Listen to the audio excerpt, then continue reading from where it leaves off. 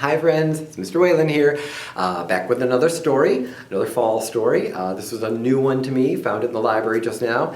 I hadn't read this one, maybe some of you have, but so let's let the story speak for itself. I'll spin you around, show you what I brought.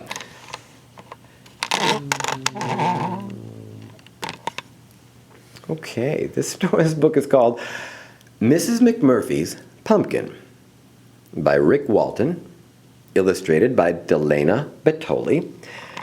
I look at this cover and, when I'm in a library sometimes, I look at a book's cover and I think, wow, what could that possibly be about?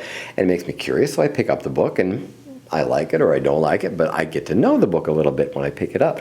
So, Mrs. McMurphy's Pumpkin, so I guess this must be Mrs. McMurphy. And she's got a chicken, and there's a rooster down here, and a cat, and I see a pig and a cow. So I guess she must live on a farm? That's Miss McMurphy. And what's this pumpkin? It's following her. Does she have a pet pumpkin? I'm not too sure.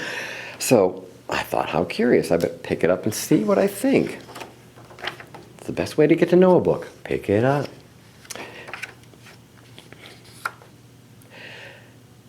Mrs. McMurphy lived by herself on a farm at the edge of the woods. Every morning she hushed her chickens, then sang to them as she fed them and gathered their eggs. Every morning she gave hay to the cows, scratched them behind their ears, then told them to mind themselves while she milked.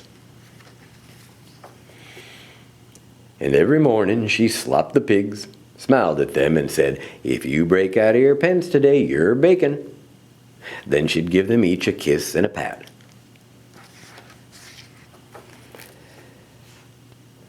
One morning, 4 days before Halloween, Mrs. McMurphy got up to gather eggs and found a large pumpkin with a wicked, wicked grin sitting in the hall by her front door. And the pumpkin said, "My mouth is here. I can speak to you. When my teeth are here, I'll eat you." "What a sweet-looking pumpkin," said Mrs. McMurphy, "but pumpkins belong outside." And she carried it out to the porch.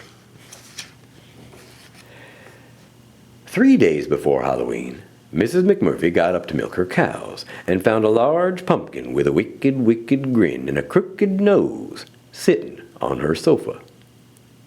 And the pumpkin said, "My nose is here. I smell you. When my teeth are here, I'll eat you." "Morning is my work time," said Mrs. McMurphy. "Why don't you come back in the afternoon? We'll have cookies and milk."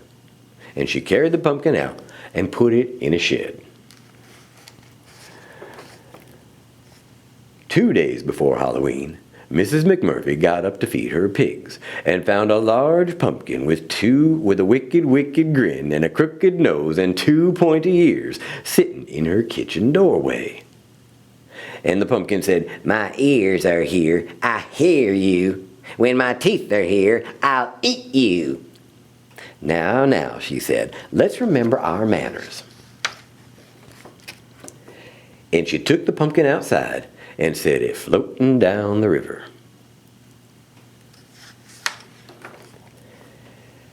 On the day before Halloween, Mrs. McMurphy got up to clean her house and found a large pumpkin with a wicked, wicked grin and a crooked nose and 2 pointy ears and 2 mean eyes sitting on her kitchen counter.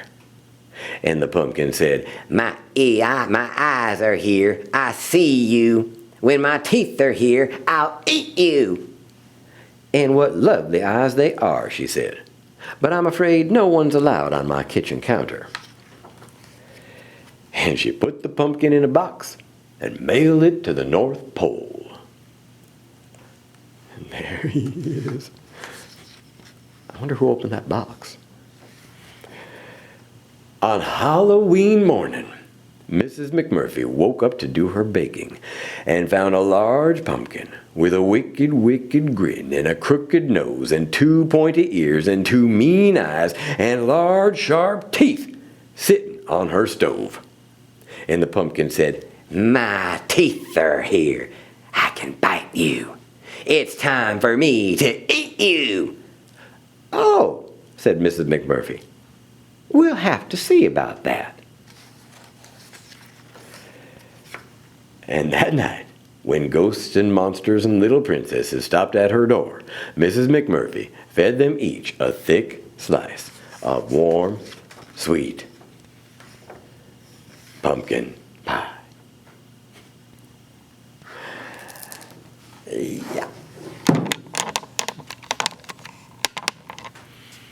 And I guess that's what happens to pumpkins who try to eat people and who keep coming back to people's houses and saying scary things.